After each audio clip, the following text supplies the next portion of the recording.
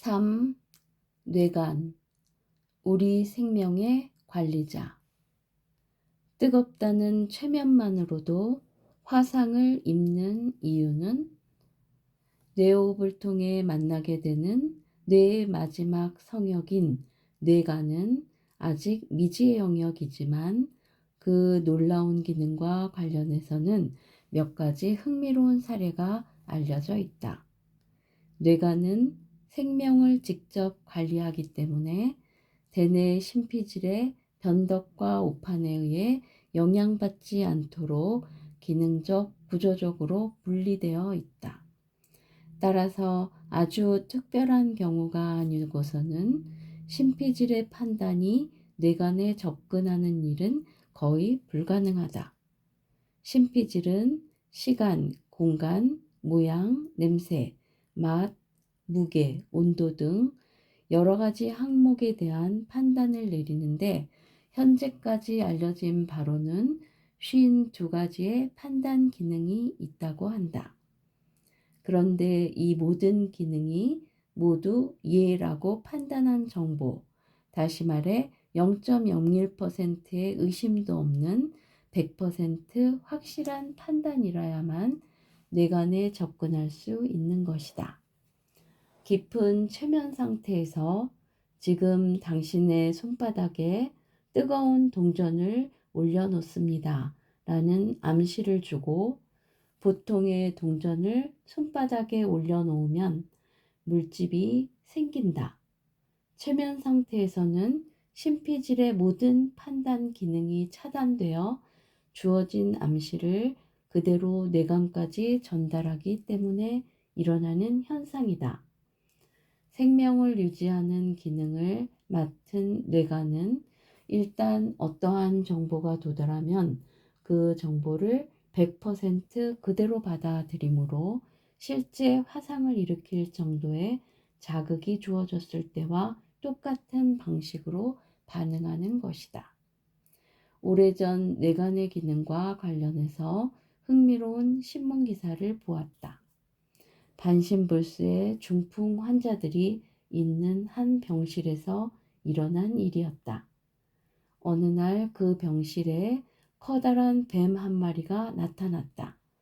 그런데 평소 몸을 움직이지 못해 화장실 출입도 못하던 환자들이 뱀을 본 순간 벌떡 일어나 병실 밖으로 다름질을 쳤다는 내용이었다. 생명의 위기에 처하자 환자들은 자신이 움직이지 못한다는 사실을 순간적으로 잊어버렸던 것이다. 이것을 뇌관과 심피질 사이의 정보 전달 관계로 설명하면 뱀을 본 순간 환자들의 심피질은 자신이 움직여 도망갈 수 있다는 사실에 대해 전혀 의심하지 않았고 그에 따라서 뇌관은 자신의 할 일을 했던 것이다.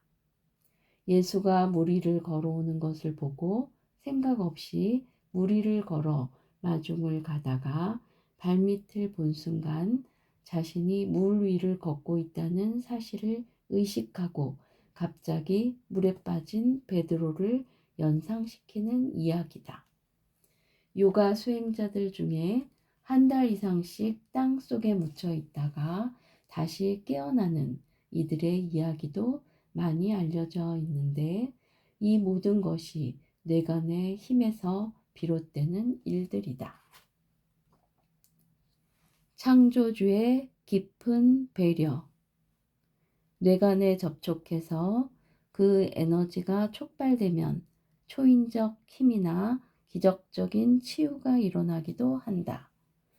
그런데 왜 우리는 이러한 뇌관의 기능을 마음대로 활용할 수 없을까? 우선 자신에게 다음과 같이 질문해 보자. 나는 내가 의도하는 대로 생각할 수 있는가? 나는 내가 의도하는 대로 느낄 수 있는가? 일반적으로 생각이나 상상, 감정은 우리 의도대로 되지 않는다. 사실 우리가 생각한다기보다 마음의 작용에 우리가 끌려다닌다는 표현이 더 정확한지도 모른다. 만약 이러한 상태에서 심피질이 뇌가 내 마음대로 접촉하고 그 기능과 에너지를 사용할 수 있게 된다면 악의에서가 아니라 마음을 자기 마음대로 쓰는 법을 모르기 때문에 뇌가 내 기능과 에너지로 자신의 몸과 마음 그리고 다른 사람에게 무슨 짓을 할지 모른다. 심피질의 활동이 뇌관에 직접적인 영향을 미치지 못하도록 한 것은 창조주의 깊은 배려인 것이다. 여기서 또 하나 궁금증이 생긴다.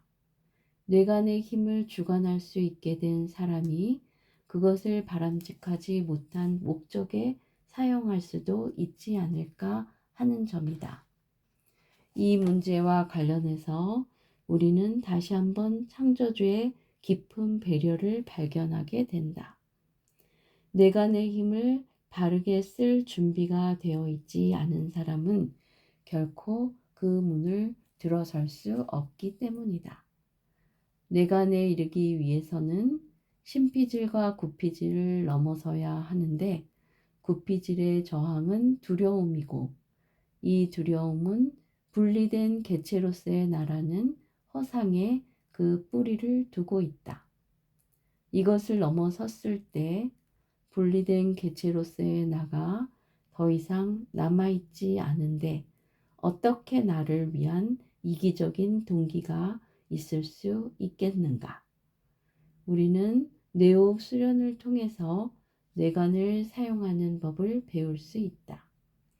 또한 이러한 훈련 과정은 그 자체가 우리로 하여금 생각을 바르게 하고 감정을 고요하게 함으로써 뇌관의 기능과 에너지를 바르게 사용할 수 있는 지혜와 힘을 갖게 한다.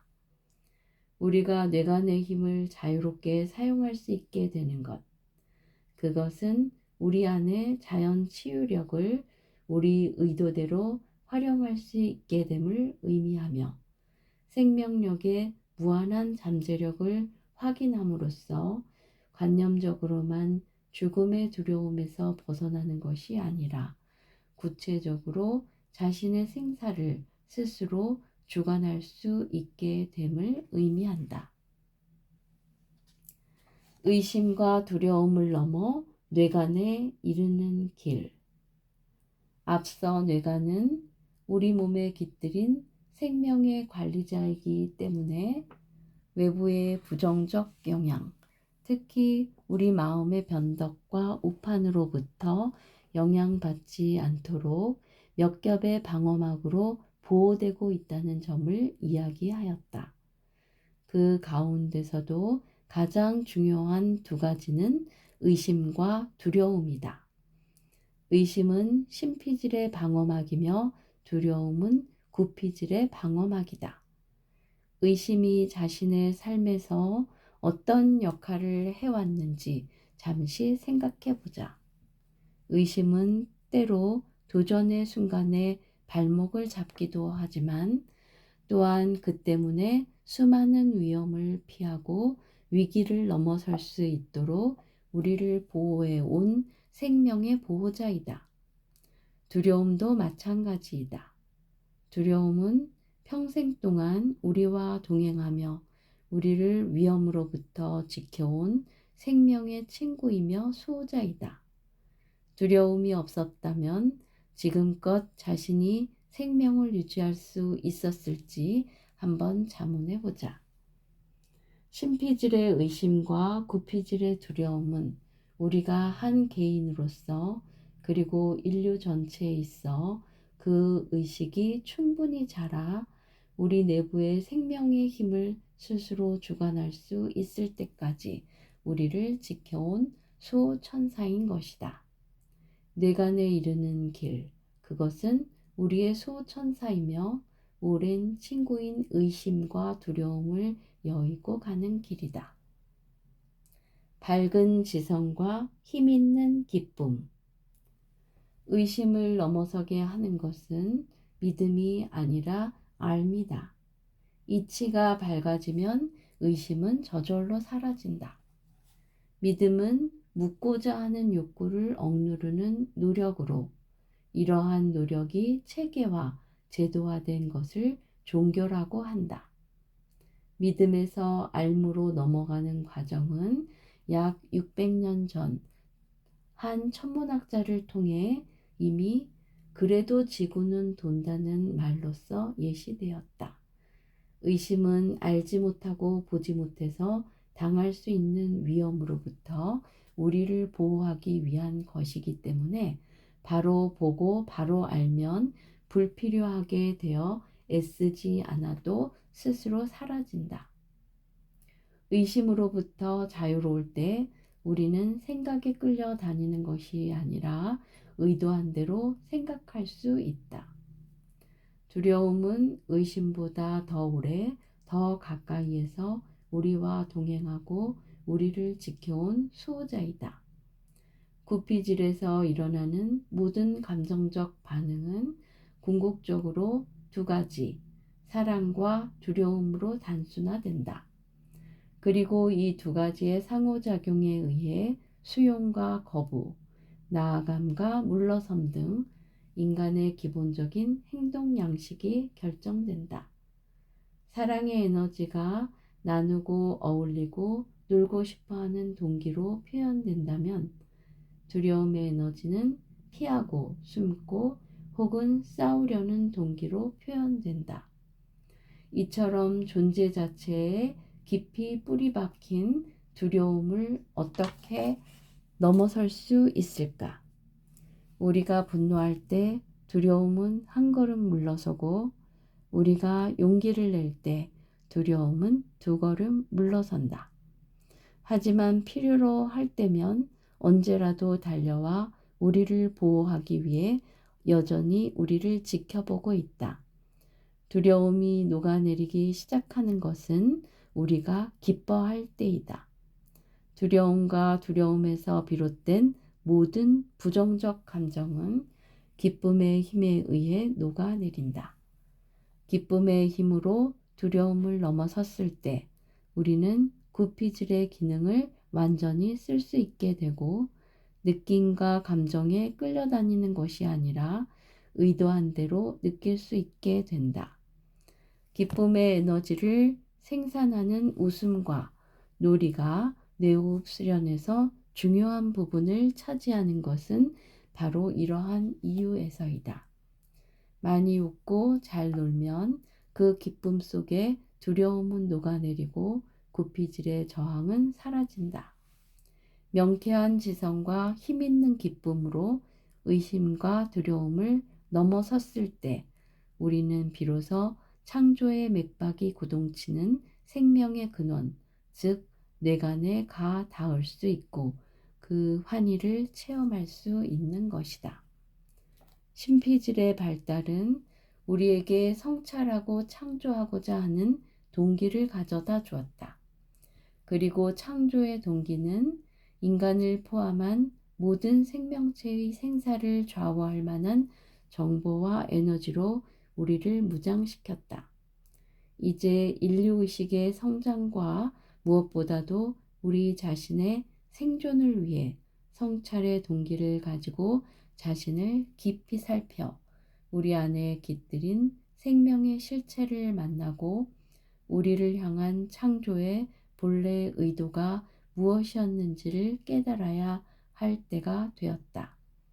이렇게 될 때 우리는 그 깨달음을 바탕으로 이 지구상의 모든 생명체가 큰 질서와 조화 속에 어울려 사는 생명의 공동체, 율려의 문화를 건설할 수 있는 것이다. 네호흡은 이 장대하고도 아름다운 여행의 길 안내자이다.